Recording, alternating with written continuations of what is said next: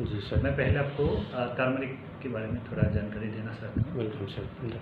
जैसे आप बोला है ऑर्गेनिक, और हम लोग यहाँ कन्वेंशनली जो कर रहे हैं, पहले हम कन्वेंशनली क्या कर रहे हैं उसको हम फार्मर्स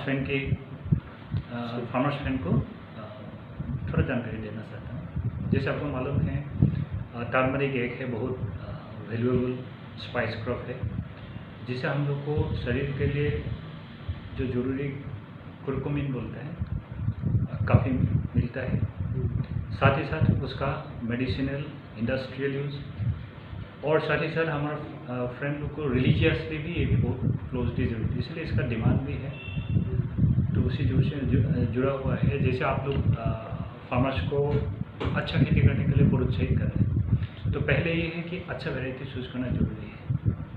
जैसे आजकल अनेक वैरायटी डेवलप हुआ है। नॉर्थ ईस्ट में अगर देखा जाए तो हम लोग का मेघालय का अच्छा कुछ वैरायटी है, जैसे लेकाडम है और मेघा टर्मरिक 1 बोल के एक वैरायटी है।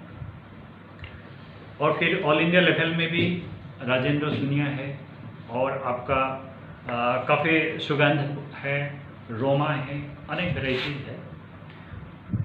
जब वैरायटी आपका अच्छा मिलता है तो उसके बाद आपका जहाँ खेती करेगा उसमें हाईलैंड और जहाँ ऑर्गेनिक मटेरियल कंटेंट ज़्यादा है और सैंडी या लोमी सॉइल चॉइस करना सबसे ज़रूरी है।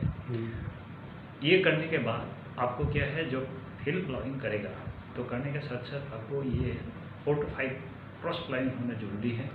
होने के साथ साथ आपको काफ़ी ऑर्गेनिक मेटर भी वहाँ डालना है। और हम कहेंगे साइंटिफिकली 1 हेक्टेयर माटी में कम से कम 10 टन से 20 टन ऑर्गेनिक मेटर देना जरूरी है। साथ ही साथ जब आप कमर्शियली करेगा, हम ऑर्गेनिकली छोड़ करके अगर कन्वेंशनली करेगा तो आपको फर्टिलाइजर देना भी जरूरी है। अगर आप ऑर्गेनिकली नहीं जाएगा तो उसी हिसाब से ऑल इंडिया लेवल में इन जनरल में कहेंगे तो 120 kg nitrogen, 190 kg SSP single super नहीं रिक्वेबल नहीं, ठीक है जब लियो, और फिर 90 kg पोटास देना बहुत ज़रूरी है। साथ ही साथ ये जो फर्टिलाइजर होता है हमको 3 स्प्लिट डोज में उसको देना जरूरी है। पहले में हम लोग 1/3 बेसल जो नाइट्रोजन है और SSP MOP पूरा का ही पूरा हम लोग ज़मीन में जब फाइनली लैंड प्रिपरेशन करेगा उसको हम लोग मिला देगा। बाकी जो नाइट्रोजन पार्ट रहेगा उसको 2 हिस्से में हम लोग रख देगा। और नेक्स्ट जो नाइट्रोजन हम लोग बेसल एप्लीकेशन या ड्रॉप ड्रेसिंग करेगा उसको 45 डेज आफ्टर प्लांटिंग, पहला जो माने सेकेंड डोज आपका बचेगा, उसके बाद आपको 90 to 95 डेज के बाद में उसको रेस्ट जो नाइट्रोजन रहेगा उसको देना जरूरी है। और साथ ही साथ आपको हमारा यहाँ जो लगाने का तरीका है वो रिज मेथड है या फारो मेथड बोलते हैं।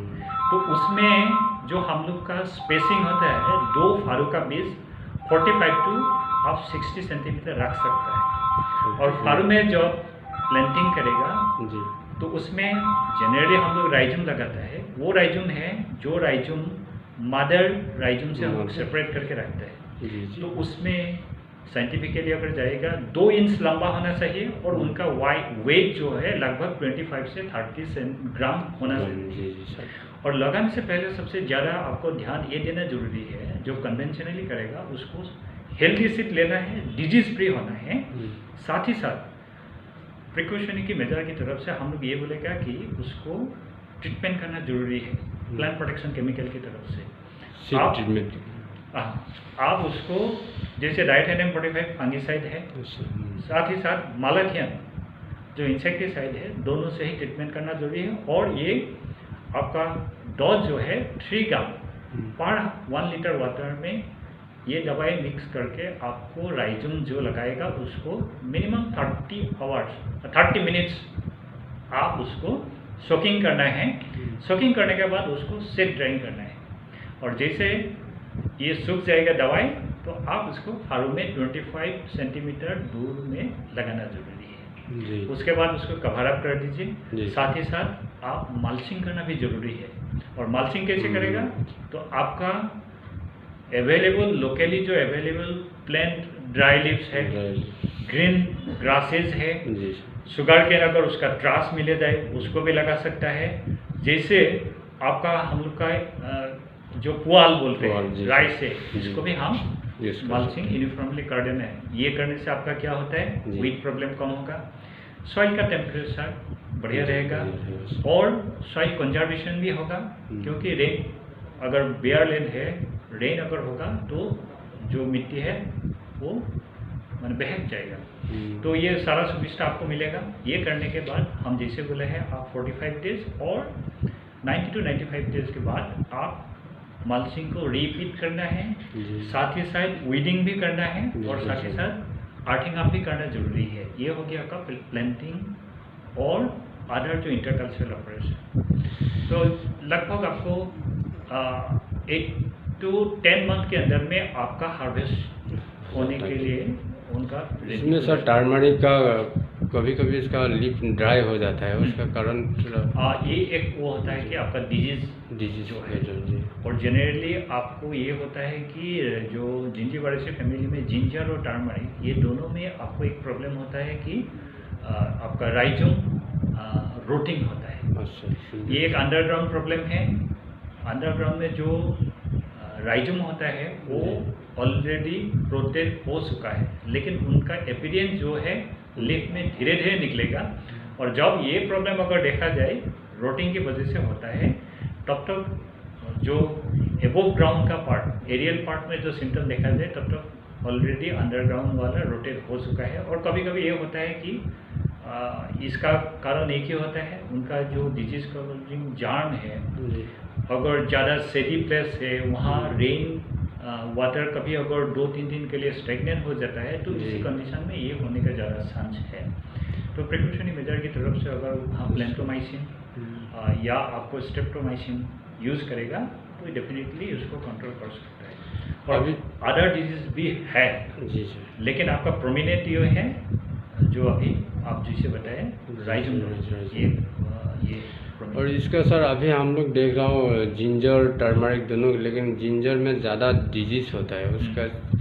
उसका डिजीज़ क्या है थोड़ा जिंजर के बारे में, और उसको क्या क्या इंसेक्टिसाइड पर डालना है उसके बारे में। जिंजर भी आप कल्टीवेशन प्रैक्टिस ऑलमोस्ट टर्मरिक के साथ सेम है।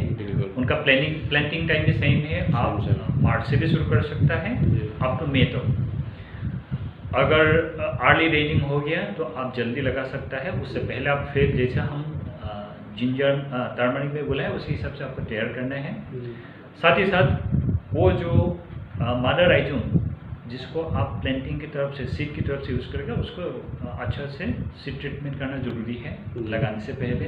और सॉइल में भी आपको ऑर्गेनिक मेन्यूर और फर्टिलाइजर उसी हिसाब से ही यूज़ करना है। लेकिन हम आपको यही सभी फार्मर्स को यही बोलेगा कि सॉइल टेस्टिंग करना आजकल बहुत जरूरी है, क्योंकि आपका सॉइल में क्या एलिमेंट है, न्यूट्रिएंट, ये सबसे जानना जरूरी है। और साथ ही साथ आपका माइक्रो न्यूट्रिएंट जानना भी जरूरी है। और उसी हिसाब से आपका जो fertiliser recommendation as per your soil health card होगा, ये बेहतर आप एफिशिएंट की तरफ से आप अपना फील्ड मैनेज कर सकते हैं, ज़्यादा प्रोडक्शन आपको मिलेगा, साथ ही साथ आपका खर्चा भी बचेगा। और आजकल आपको मालूम है सरकार ये फ्री सॉइल हेल्थ कार्ड दे रहा है, तो नज़दीक आप किसी एग्रीकल्चर डिपार्टमेंट से ही आपका सॉइल टेस्ट करवा सकता है। साथ ही साथ हम ये बोलेंगे कि अच्छा वैरायटी जिंजर का भी लगाना जरूरी है। जी सर, जैसे आपका मेघा और मोरान, ये सब अच्छा वैरायटी है। नदिया अच्छा वैरायटी है। और जब आप कमर्शियली कर रहे हैं फाइबरलेस वैरायटी में ज़्यादा ध्यान देना जरूरी है। जैसे एक नदिया बेस्ट वैरायटी है इंडिया में। और साथ ही साथ अरुणाचल में भी रोइंग की तरफ आपको लोकल वैराइटीज मिलते हैं, वो भी आप कर सकते हैं। बाकी आपका जो रिच मेथड में करता है ये 45 to 60 सेंटीमीटर दे सकता है और प्लान टू प्लान 25 सेंटीमीटर दे सकता है। और इसमें और एक बात हमको कहना जरूरी है कि टर्मरिक और जिंजर दोनों सेड लविंग प्लांट हैं, तो इनके लिए आप जो धेंचा या तो कैस्टर या तो अरहर बीच में लगाना जरूरी है, लेकिन डेंस नहीं करना है। ज़्यादा सेडी हो जाएगा तो डिजीज का प्रॉब्लम होगा और साथ ही साथ आपका जो लाइट पेनिट्रेशन कम हो जाएगा। तो इसलिए एक रेगुलेटेड शेड होना जरूरी है। जी। और मैं कहूँगी अरहर करना ज़्यादा जरूरी है कि आपको एडिशनल इनकम भी मिल जाएगा। इसमें सर शेड, अगर शेड है, शेड में उसका थोड़ा इंसेक्ट या बीमारी का थोड़ा कुछ कमी होने का चांस है ना? हाँ जी। इसलिए तो शेड, इसलिए हम ये कहेंगे कि रहर डाली है, अगर जी, ढंग जी। से भी लगाएगा बिजनेस में, अगर कोई इंसेक्ट या डिजीज का प्रॉब्लम होता है तो आपको अगर खुद ही पहचानना मुश्किल है, नियरेस्ट जो एग्रीकल्चर डिपार्टमेंट का ऑफिसर से जी या उनका फील्ड स्टाफ से उनसे संपर्क कीजिए, या तो जी। आप हमारे साथ बिल्कुल। कॉन्टेक्ट कीजिए। लेकिन उनका भी डिजीज जैसा है, ये अंडरग्राउंड पोर्शन में राइजोम रूटिंग भी उनका एक कॉमन प्रॉब्लम है। फिर शोर पड़र का भी जिंजर में प्रॉब्लम होता है।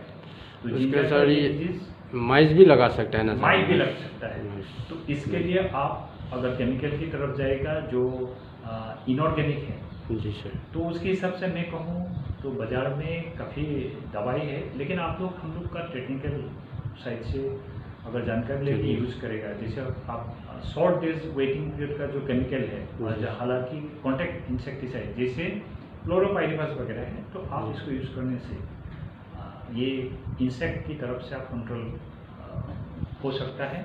बिल्कुल सर। तो और अगर डिजीज़ वगैरह है, जैसे उनका सिम्टम वगैरह अगर हम लोग को आप दिखा सकता है, या हम लोग फिर विजिट करके आपको सही दवाई देकर हम लोग उससे आपको छुटकारा दे सकता है। Thank you sir. और भी सर, जिस तरह से अभी हम लोग का FPC, हम लोग MSME के द्वारा यहाँ पे टर्मरिक और जिंजर दोनों का प्रोसेसिंग यूनिट है, आया है, और इनके लिए आप फार्मर को क्या संदेश देना चाहता है? जी बिल्कुल, ये बहुत शुभ समाचार है और सभी फार्मर्स फ्रेंड के लिए मैं कहूँगा ये खुश खबर है, क्योंकि आज तक यहाँ जो कल्टीवेशन हो रहा है ये Fresh सिर्फ अपना में होम बिक्री। कंजम्पशन के लिए, जी कोई उसको घर का खाने के अलावा बाहर में बिक्री करने के लिए या कमर्शियल लेवल में कोई शायद सोचा नहीं होगा। आपका ये प्रोसेसिंग मशीन आने के साथ साथ फार्मर्स के लिए एक इनकम का मजबूत रास्ता बन सकता है, क्योंकि सुइटेबल लैंड यहाँ अवेलेबल है। जी और फार्मर्स का साथ हम सुना है आप लोग प्लांटिंग मटेरियल भी जी, दे रहा है, अच्छा मैकेनाइज्ड क्वालिटी का। सिस्टम। जी। तो अगर लार्ज स्केल में सही फार्मर जाएगा, उनको प्रोसेसिंग के लिए प्रॉब्लम नहीं होगा।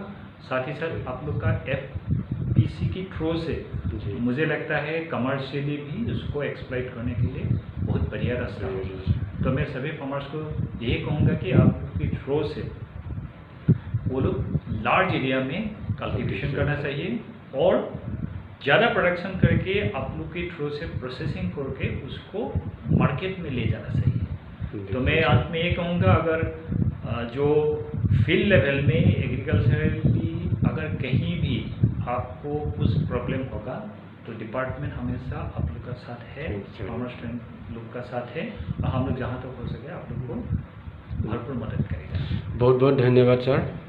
ये हमारे दिगंत बड़ा सर है, एग्रीकल्चर डेवलपमेंट ऑफिसर महादेवपुर। धन्यवाद सर। अच्छा, आपने ये तो